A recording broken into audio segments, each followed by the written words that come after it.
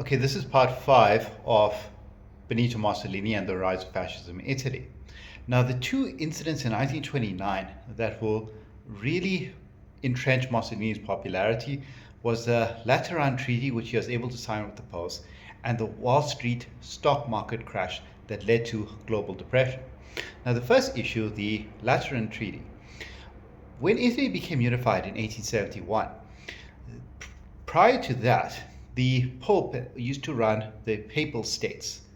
And when Italy got unified and they conquered that territory and merged it with other territories to create the country of unity, the Pope, as a form of protest, went into house arrest and refused to recognize the Italian state. Now, in a Catholic country and the place where the Pope is stationed, this is obviously not good for Italy. You know, they would love to have better relations with the Pope, but the popes and the Pope and the various popes that came after him remained in house arrest and refused to recognize the Italian state. When Mussolini came to power, he tried to mend this, and in 1929, with the signing of the Lateran Treaty, he gave the Pope 109 acres of land, amount of money, and the right to establish a small army and create basically an independent state called the Vatican. And in response, the Pope recognized Italy. This was a huge kind of symbolic achievement for Benito Mussolini, especially the Christian world would praise Benito Mussolini for finally putting an end to the Pope's self-exile, and getting the Pope to recognize the Italian state was a huge achievement. The other issue is the 1929 stock market crash that led to the Great Depression. Now, that actually had a negative impact on Italy's attempts to industrialize. But if you look at Italy from the surface, it looked like at a time where the more industrial nations are really, really suffering, like the United States, like France, like Britain, Italy looked like it escaped the depression. And the reason for that was because Italy was more agricultural. So when you had the long lines of people who queuing up for food because they've lost their jobs, Italy looked like it was alleviating some of the negative aspects of the Great Depression. And at a time where capitalism was looking very bad, Mussolini, with his brand of fascism, taking state control over various things, was presented as a powerful alternative to some of the failures of capitalism. So it's various things like this that made Benito Mussolini look like a very good, very, very strong leader. He also was putting a lot of emphasis on rebuilding the military to make Italy look like the great, powerful Roman Empire once was. And in the short term, this created jobs. So these contributed to making Mussolini look like a good leader. In 1933, Adolf Hitler seizes power in Germany. He becomes chancellor. In 1934, he visits Benito Mussolini. Now, Hitler is trying to annex Austria. Hitler himself was born in Austria, a large German-speaking population. The prime minister of Austria is Engelbert Dollfuss, or the Chancellor of Austria, and he is a family friend of Benito Mussolini. And Hitler is trying to get Mussolini to, who Hitler, by the way, sees as his inspiration and his role model, and he tries to get Mussolini to support his annexion of Austria, which Mussolini doesn't give him a very clear answer to. Shortly after this meeting, Dollfuss is found assassinated by Nazis. Mussolini becomes very, very furious, and he sends a whole lot of Italian troops to go stationed near the Austrian-Italian border. If Hitler tries to invade Austria, he was going to support Austria, and Hitler backed off. This made, once again, Italy and Mussolini look very strong, and Britain and France were seeking to actually build relations with Benito Mussolini. Now, even though Mussolini was Hitler's idol, Mussolini was very distrustful of Hitler. And he would praise Hitler in public, but say he would compare him to a clown, call him very paranoid in private. When Hitler withdrew from the Treaty of Versailles and started to rebuild the German army, Mussolini became to perceive Hitler as an increasing threat and really try to get relations with Britain and France going. But he would sabotage this in 1935, when the Italian forces will invade a member of the League of Nations and one of the only, along with Liberia, independent African countries at this point in time, which is Ethiopia. Now, in 1894, very famous Battle of Adwa, King Menelik Abyssinia, or Ethiopia, defeated the Italian forces, and it was a source of embarrassment for Italy.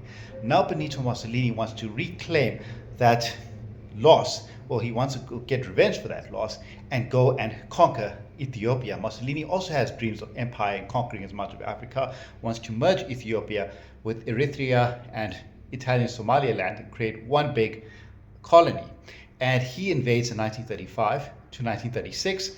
The Ethiopians would fight back, but Mussolini will use very dirty tactics. Dirty tactics because he does war crimes.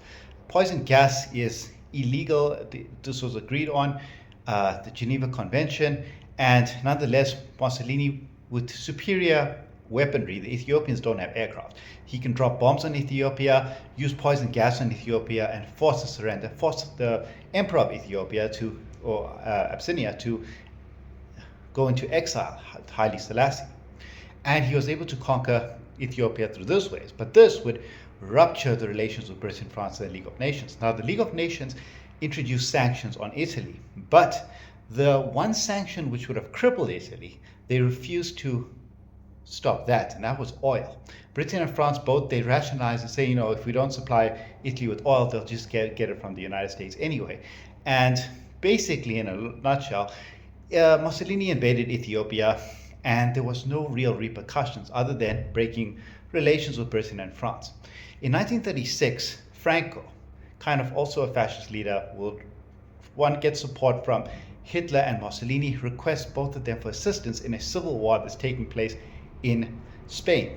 So the Spanish Civil War. Both Hitler and Mussolini will send in troops to go and assist Franco. And this Spanish Civil War would kind of show what's going to happen later on in World War II. Show that the Germans were very, very efficient. Italians were really falling behind. Now these wars, Ethiopia supporting Franco in Spain, and also an attack on Libya. Ironic that in 1911 Mussolini led protests against Italian attacks on Libya, but during his regime they do a lot of atrocities in Libya, is draining Italy's financial resources on these pointless wars. It's going to make Italy very unprepared for World War II. During Germany and Italy's support of Franco in the Spanish Civil War, relations were mended between the two again. Mussolini gave Hitler his approval and Hitler annexed Austria. Then Hitler started breaking various other rules, annexed the Sudetenland, then annexed Czechoslovakia. He also signed a non-aggression pact with Joseph Stalin, which Mussolini was not aware of and did not really take kindly to that. And when World War II began, Hitler invaded Poland from the west. Stalin sat back, waited to see what direction the war is heading. After about 2 weeks, when he realized that Hitler was going to win, he invaded from the east and they split Poland up. Italy, in spite of signing a pact of steel with Germany earlier, decided not to join the Second World War because he knew that Italy was unprepared. But in 1940, when Hitler conquered France, Mussolini began to think that if he sits back and doesn't contribute to the Second World War helping Hitler, then when Hitler wins the Second World War, Italy is not going to get any of the spoils of war. So he immediately joins Hitler in 1940. But as we know, in 1941, Japan bombed Pearl Harbor, Hitler invaded the Soviet Union.